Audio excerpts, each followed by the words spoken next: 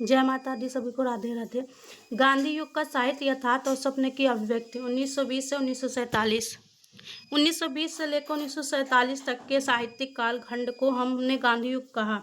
इस युग के हमारे स्वाधीनता आंदोलन का नेतृत्व जिन नेताओं ने किया उनमें गांधी अग्रणी एवं सर्वाधिक मान्य है। 1947 में भारत स्वतंत्र हुआ और दुर्भाग्य से उसके बाद उनकी हत्या कर दी गई।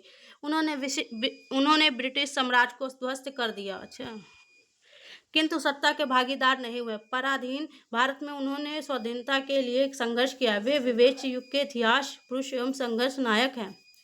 ठीक है। इस युग का साहित्य प्रधान रूप से इसी ऐतिहासिक संघर्ष की वाणी है।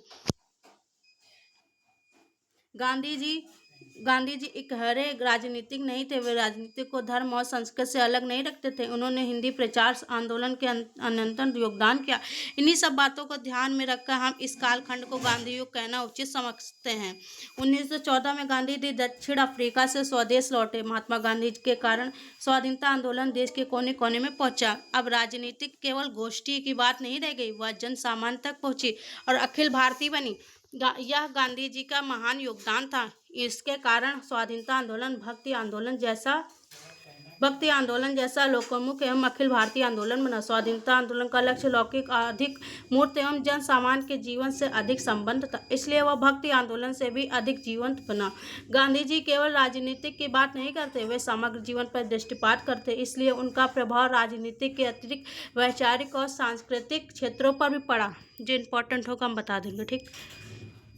1917 में रूस की अक्टूबर क्रांति का भारतीय नेताओं ने स्वागत किया। ठीक है।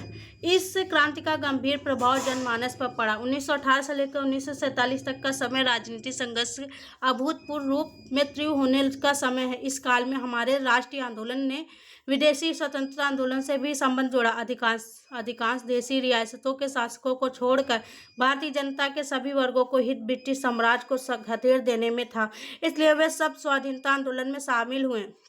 इसलिए स्वाधीनता संग्राम में गुणात्मक परिवर्तन आया। ब्रिटिश साम्राज्यवाद ने उसी मात्रा में दमन चक्र तेज किया। 1919 में जलियांवाला बाग की घटना हुई। अब देखो ये इंपॉर्टेंट है। जलियांवाला बाग की घटना कब हुई?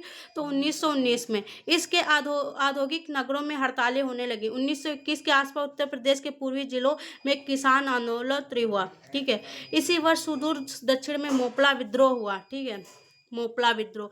उधर पंजाब में भी सिख किसान आंदोलन की राह पकड़ रहे थे। 1925 में भारतीय कम्युनिस्ट पार्टी की स्थापना हुई। ठीक है, ये भी इम्पोर्टेंट है। कांग्रेस के समाजवादी दल का प्रादुर्भाव हुआ, जिसके नेता जवाहरलाल नेहरू थे। 1929 में लाहौर अधिवेशन जवाहरलाल नेहरू ने कांग्रेस के अध्यक्ष की हैसियत से पूर्ण स्वराज का लक्ष्य घोषित किया। अब लाहौर अधिवेशन कब हुआ? 1929 में। ठीक है। भारतीय राजनीति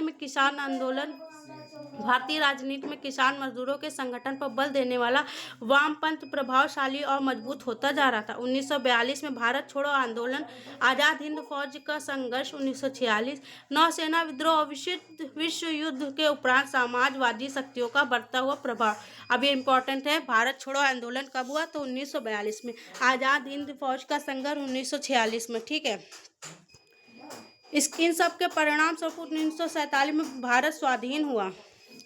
इसका यह अर्थ नहीं है कि प्रतिक्रियावादी शक्तियां इस बीच सक्रिय नहीं। यहाँ प्रतिक्रियावादी शक्तियां सांप्रदायिकता का सहारा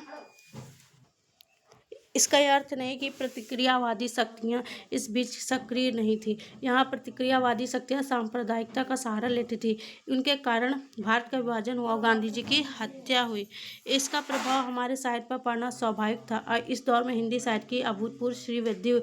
जिस प्रकार भक्ति आंदोलन ने हिंदी को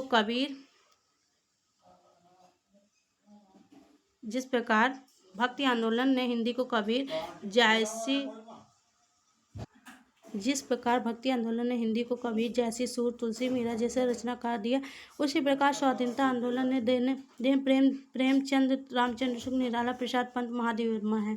स्वाधीनता का लक्ष्य इस युग में अधिक स्पष्ट और वैज्ञानिक दृष्टि से अधिक सक्रिय। इस दौर में फ्रायड ने मनोविश्लेषण का प्रभाव भी रचनाकारों पर, अतः इस काल में रचित साहित्य पर इन सभी विचारों का प्रभाव मिलता है। इस कारण साहित्य में जहाँ एक ओर यथार्थ को परखने की दृष्टि आई तो दूसरी ओर कल्पना प्रवणता अलौकिक हुई। वैज्ञानिक दृष्टि से स्वाधीन चेतना से मिलकर यथार्थ परक एवं कल्पनाशील हुई।